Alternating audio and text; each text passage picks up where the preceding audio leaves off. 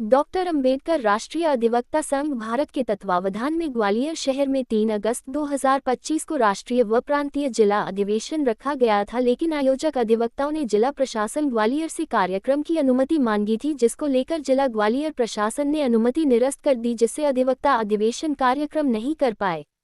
इसलिए संघ के राष्ट्रीय संयोजक एडवोकेट बीएम सिंह ने प्रेस वार्ता कहा कि प्रशासन से 24 जुलाई 2025 को अनुमति मांगी थी, लेकिन कार्यक्रम से एक दिन पहले निरस्त का आदेश दे दिया, जिससे वकीलों का कार्यक्रम नहीं हो सके। शासन प्रशासन ठीक नहीं किया। जिला प्रशासन के अधिकारी कर्मचारी संविधान विरोधी मानसिकता के हैं, इसलिए कार्यक्रम करने की अनुमति नहीं दी। इसलिए अधिवक्ता अनुमति निरस्त आदेश को चुनौती देते हुए उच्च न्यायालय में रिट याचिका लगाई जाएगी। इस मौके प्रदेश संयोजक advocate Rakesh Bidhuliya, advocate Shrimati, advocate Asmita Tike, advocate Ravan Verma, एड देशराज सिंह, एडवोकेट वीरेंद्र सिंह सिसोदिया आदि मौजूद रहे। MS बिशोटिया पत्रकार की खास रिपोर्ट। कार्यक्रम के अनुमति के लिए हम लोगों ने 24 जुलाई को 25 को हम लोगों ने अनुमति पत्र के लिए एप्लीकेशन दिया। प्रशासन ने 1 अगस्त को उसको कैंसिल कर हमको दिया कि आप कार्यक्रम नहीं कर सकते। इस कैंसिलेशन के लिए पूरी तरह से मैं मध्य प्रदेश के शासन को जिम्मेदार मानता हूं, क्योंकि कोई भी प्रशासन का अधिकारी शासन के अधीन काम करता है, और यदि प्रशासन का अधिकारी अगर गैर जिम्मेदाराना हरकत कर रहा है तो निश्चित रूप से ये कहीं ना कहीं शासन की ढिलाई है, जिसकी वजह से वो कानून का मखौल उड़ा रहे हैं। क्या इस लेटर में डॉक्टर भीमराव अंबेडकर की मूर्ति से जो मांग रखी गई है, क्या निश्चित रूप से हम लोगों ने जो अपनी अनुमति पत्र मांगा उसके अंदर डॉक्टर बाबा साहब अंबेडकर की मूर्ति से जुड़ा कोई भी विषय नहीं लिखा गया है।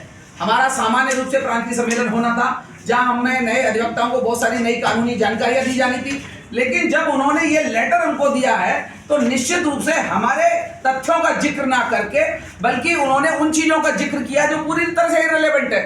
उनका कहना है कि हाईकोर्ट के अंदर डॉक्टर बाबा साहब अंबेडकर की मूर्ति का विवाद चल रहा है, इसलिए हम अनुमति नहीं देंगे। तो हाईकोर्ट के अंदर अगर कोई विवाद है तो डॉक्टर अंबेडकर राष्ट्रीय अधिवक्ता संघ से, प्रांतीय सम्मेलन से उसकी क्या कनेक्टिविटी है? तो निश्चित रूप से जो रीजन लिखा गया है ये इलीगल ही नहीं, एब्सर्ड है। आगे की रूपरेखा एकदम स्पष्ट है। We are not a simple organisation of the layman और the common man, we are the organisation of the advocates. We knows what is the law. हम अच्छी तरह से जानते हैं कि कानून क्या है। यह अवैध लेटर है, इसलिए हमारे संगठन ने यह निष्कर्ष निकाला है। जल्द ही माननीय उच्च न्यायालय ग्वालियर खंडपीठ में रिट पिटीशन को फाइल करके इस लेटर को चुनौती देंगे। हम किसको चुनौती मांगते हैं? शासन प्रशासन किसके खिलाफ है? तीनों लोग पार्टी होंगे, शासन होगा ही होगा, डीएम और एसपी भी होंगे, क्योंकि ये लेटर अल्टीमेटली उनका है और एसपी ने इस पर रिपोर्ट लगाई है जो कि निश्चित रूप से एक अवैध रिपोर्ट है, इसलिए उनको भी इसमें पार्टी बनाया जाना आवश्यक है। हमारे नए अधिवक्ताओं को बहुत सारी जानकारी नहीं होती है और हमारे प्रोफेशन का एक विशेष नाम है प्रैक्टिस।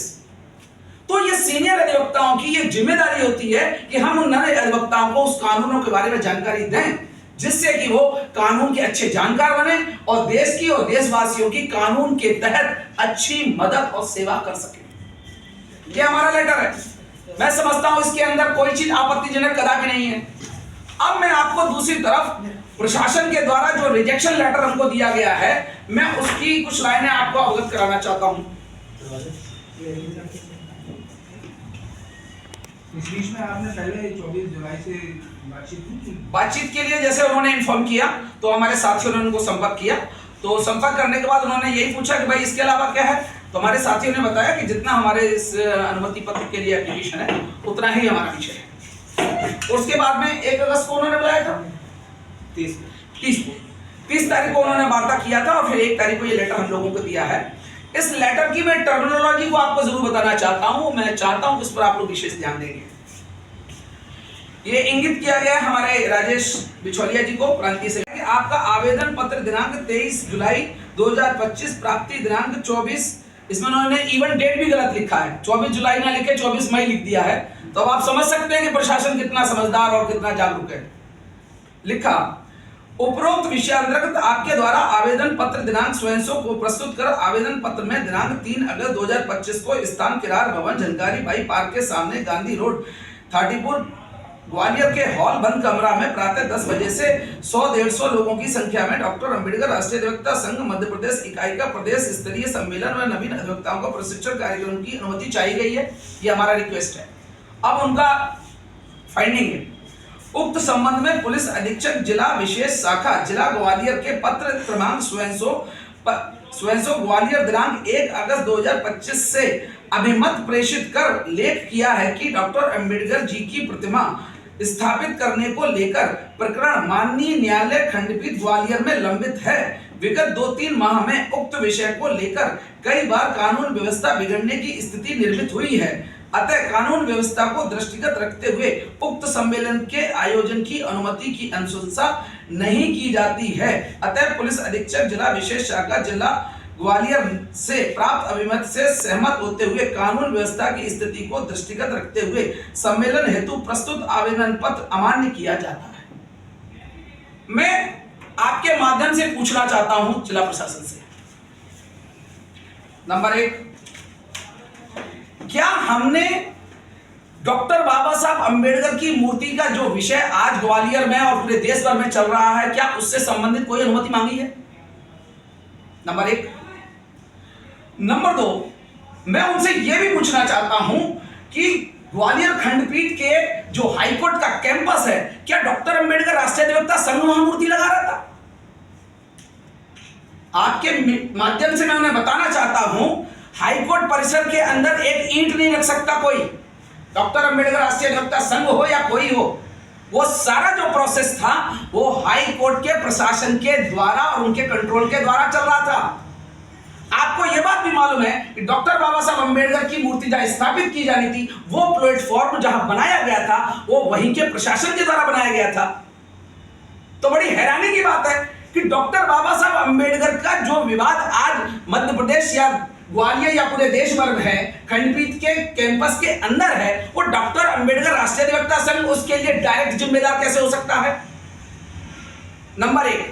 नंबर 2, अगर हाईकोर्ट प्रशासन किसी अच्छे कार्य को कर रहा है और हम इस देश के अगर निवासी हैं, नागरिक हैं और भारत के संविधान में अटूट आस्था और विश्वास रखते हैं, इसके अलावा डॉक्टर बाबा साहब अंबेडकर हमारे लिए ही नहीं देशवासियों के लिए आदर्श है, क्योंकि वो फादर ऑफ द नेशन है, क्योंकि फादर ऑफ द कॉन्स्टिट्यूशन है, वो भारत के संविधान के निर्माता है। तो निश्चित रूप से हम और हमारा संगठन ही नहीं, पूरा देश चाहता है कि डॉक्टर बाबा साहब अंबेडकर की मूर्तियां हाई कोर्ट और सुप्रीम कोर्ट में तो लगी चुकी है, देश के समस्त न्यायालय में भी लग जाए।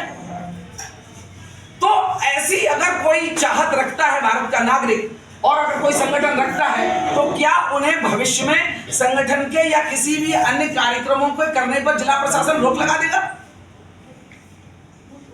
मैं तो बड़ा हैरान हूं ये बात जानकर कि अगर हमने अनुमति मांगी, संवैधानिक कार्य किया, कमरे के अंदर के लिए मीटिंग मांगी और आप निरस्त कर रहे हो और हवाला दे रहे हो डॉक्टर बाबा साहब अंबेडकर की मूर्ति का, तो मैं आपके माध्यम से कहना चाहता हूं और प्रशासन से पूछना चाहता हूं, हमारी मांगी गई अनुमति और इनके द्वारा लिखी गए कारण का कोई भी इंटरलिंक मिलता है क्या साथियों? नहीं मिल रहा है। मैं आपके माध्यम से 2 बात और कहूंगा। नंबर 1, अगर प्रशासन ये सोचता है, अगर वो ये सोचता है कि इस तरह का लेटर पकड़ाकर डॉक्टर अंबेडकर राष्ट्रीय अधिवक्ता संघ को आगे बढ़ने से रोक लेगा और संविधान प्रेमियों को वादा पैदा कर देगा, तो मैं उन्हें बताना चाहता हूं, उनका जो ये लेटर है अनकॉन्स्टिट्यूशनल लेटर है,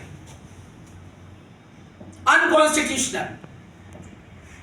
आर्टिकल 19 सब क्लॉज 1, सब clause A and sub clause B of the Constitution India have granted to the fundamental speech and expression and to organize the programs peacefully without any harm।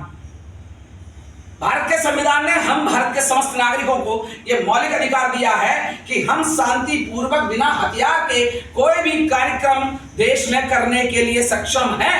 Even हमें किसी भी प्रकार की अनुमति की जरूरत नहीं है। अगर हम हथियार लहरा रहे हों, यदि हम उपद्रव कर रहे हों और हम देश की किसी व्यवस्था के लिए खतरा बन रहे हों, तो आप कह सकते हो। अगर इस तरह की परिस्थिति नहीं है और उसके बावजूद अगर उन्होंने ये लेटर दिया है, तो निश्चित रूप से ये कानून का मजाक और मखौल उड़ाना है। इसलिए मैं उनको कहना चाहता हूं, जिला प्रशासन ही नहीं, कोई भी प्रशासन हो, वो सभी कानून के अधीन हैं और भारत के संविधान के अधीन हैं। उनके प्रावधानों को मानने के लिए वो बाध्य हैं। इसलिए मैं आपके माध्यम से कहना चाहता हूं कि जिला प्रशासन के इस अवैध लेटर को जल्द ही हमारे हाईकोर्ट के और हमारे मध्य प्रदेश इकाई के जो जिम्मेदार अधिवक्ता साथी हैं, वो हाईकोर्ट में इस लेटर की कॉन्स्टिट्यूशनल जो थीम है ही नहीं है, इसको जल्द ही चुनौती दी जाएगी माननीय उच्च न्यायालय में।